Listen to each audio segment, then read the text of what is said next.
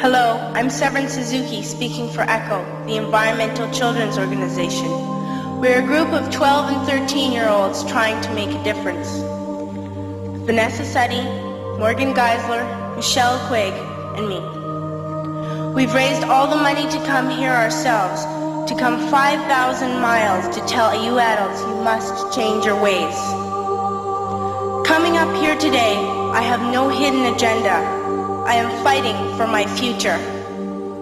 Losing my future is not like losing an election or a few points on the stock market. I am here to speak for all generations to come. I am here to speak on behalf of the starving children around the world whose cries go unheard. I am here to speak for the countless animals dying across this planet because they have nowhere left to go. I am afraid to go out in the sun now because of the holes in our ozone. I am afraid to breathe the air because I don't know what chemicals are in it. I used to go fishing in Vancouver, my home, with my dad, until just a few years ago we found the fish full of cancers. And now we hear of animals and plants going extinct, every day vanishing forever. In my life, I have dreamt of seeing the great herds of wild animals, jungles and rainforests full of birds and butterflies. But now I wonder if they will even exist for my children to see. Did you have to worry of these things when you were my age? All this is happening before our eyes, and yet we act as if we have all the time we want and all the solutions. I'm only a child and I don't have all the solutions. But I want you to realize neither do you. You don't know how to fix the holes in our ozone layer. You don't know how to bring the salmon back up a dead stream.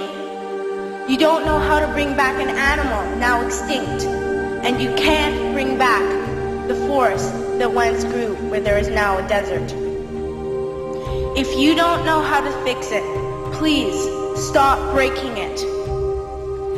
Here, you may be delegates of your government, business people, organizers, reporters, or politicians, but really, your mothers and fathers, sisters and brothers, aunts and uncles, and all of you are someone's child. I'm only a child, yet I know we are all part of a family, 5 billion strong, in fact, 30 million species strong. And borders and governments will never change that. I'm only a child, yet I know we are all in this together and should act as one single world towards one single goal. In my anger, I am not blind, and in my fear, I am not afraid of telling the world how I feel. In my country, we make so much waste. We buy and throw away, and yet northern countries will not share with the needy. Even when we have more than enough, we are afraid to share. We are afraid to let go of some of our wealth. In Canada, we live the privileged life, with plenty of food, water, and shelter.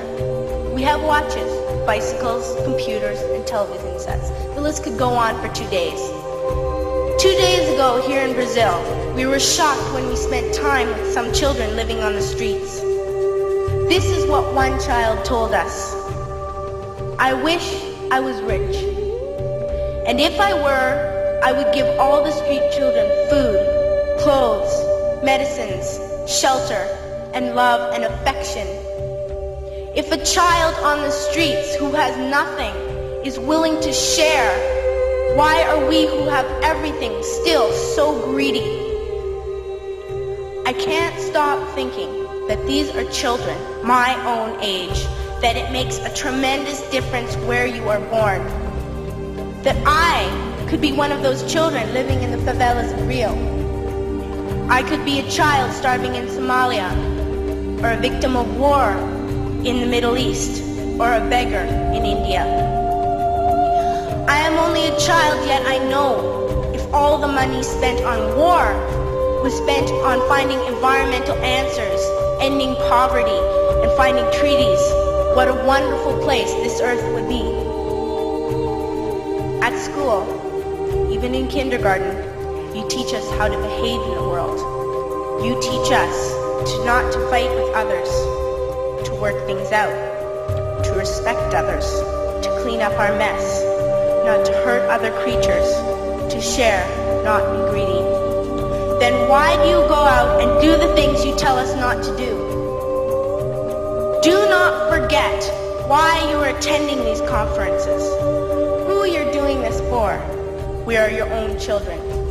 You are deciding what kind of world we are growing up in. Parents should be able to comfort their children by saying, everything's going to be all right. It's not the end of the world, and we're doing the best we can. But I don't think you can say that to us anymore. Are we even on your list of priorities? My dad always says, you are what you do, not what you say. Well, what you do makes me cry at night. You grown-ups say you love us, but I challenge you, please, make your actions reflect your words. Thank you.